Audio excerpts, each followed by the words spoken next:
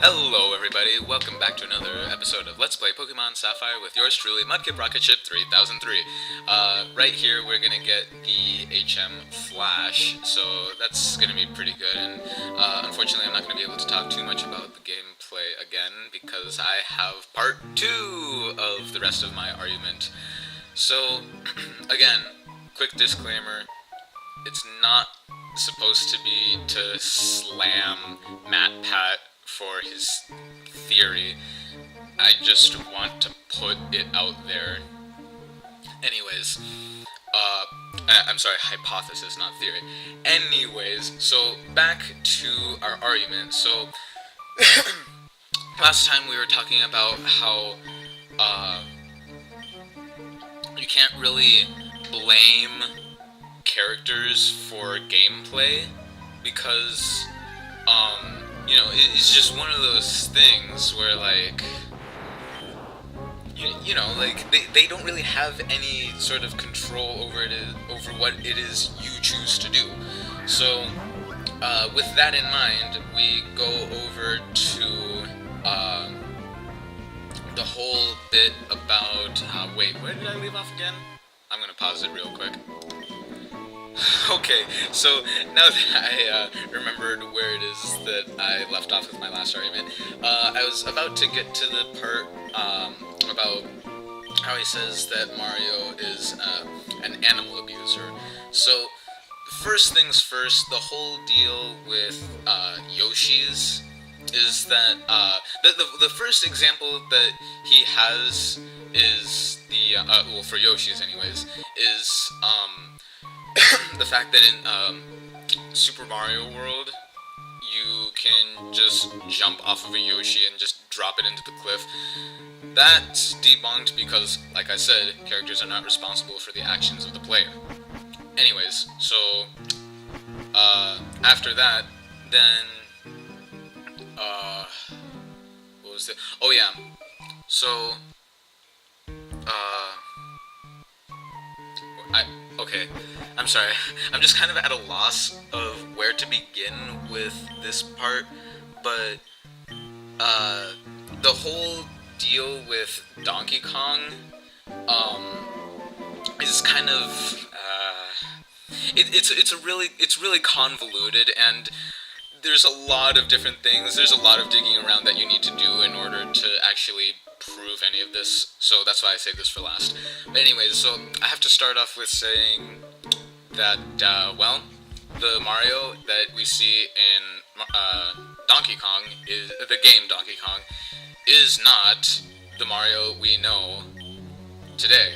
Because, okay, I know that sounds weird, but just bear with me for a moment, I'm going to explain everything.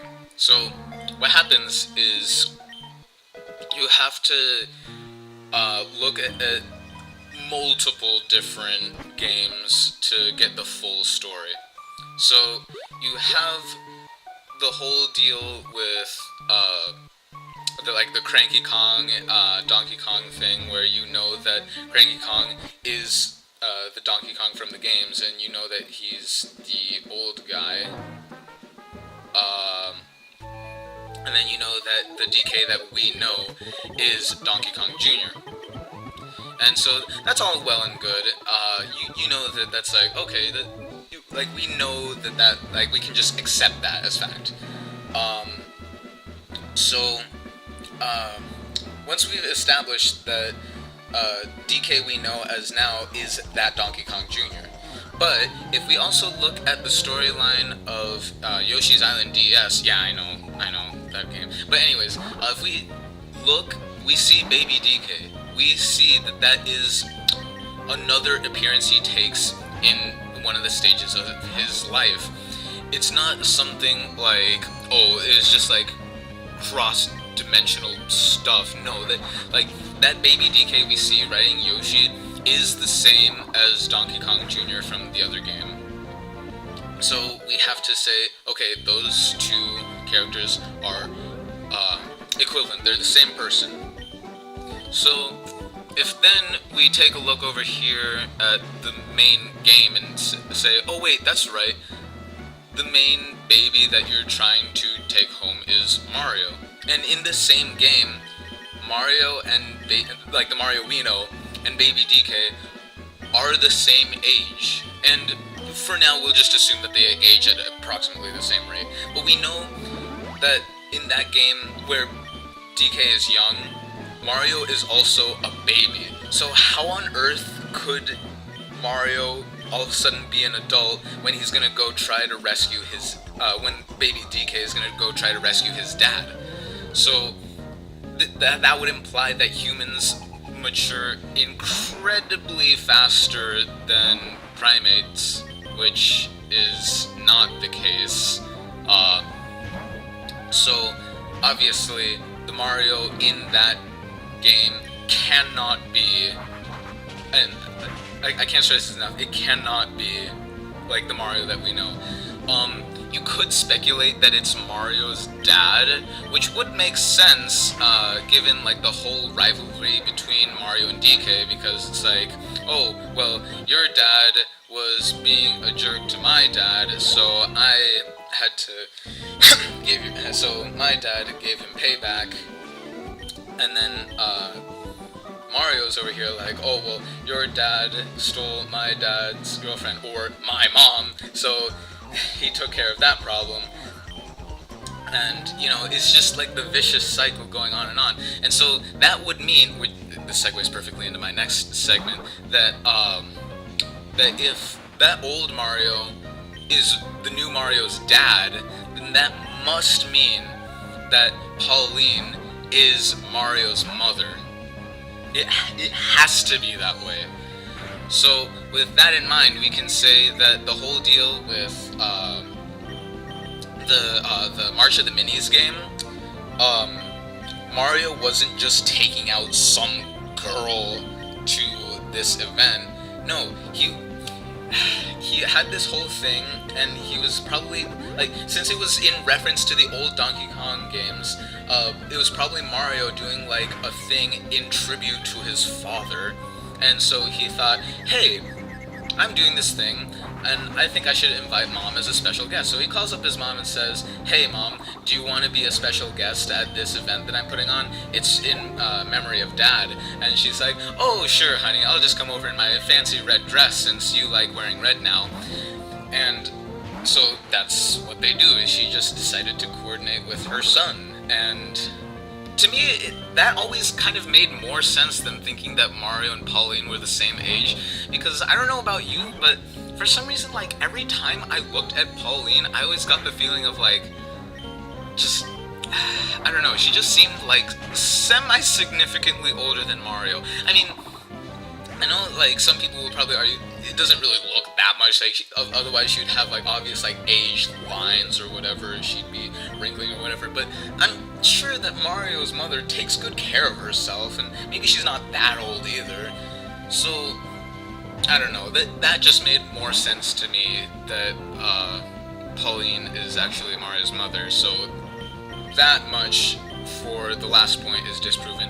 Unfortunately, I can't really say much in favor of Mario as far as the whole thing with Daisy goes. That much, I really don't know what else to say. I mean, I guess I could just go back to the whole thing of, like, it's just a kid's game, so, like, they have to, like, put on a show for the kids. And, again, another shout-out to Metallic Toad, for bringing up another example of how, none of what goes on in Mario is actually real, even in their world. The start of Mario Brothers 3, that opens with the curtains, like the curtains draw back, and you see that it's all being staged, and that in communion with the fact that you see Lackey 2 holding a camera, and actually, I literally just remembered this right now as I'm recording it, at the end of Mario and Luigi Superstar Saga, we see that the end credits of the actual, like, the whole game, are actually the end credits of the movie in the theater that the Yoshis are watching. Spoiler alert, sorry. Anyways, so all of this leads me to believe that pretty much, like within their own universe anyways, that not really any of Mario's adventures are really real per se, that most of it is just staged, and that's how they make their living, by making, well, I don't know what would be the equivalent of in their world. Maybe they know they're making a video game, maybe they just think they're making a movie or something, I don't know, but, yeah.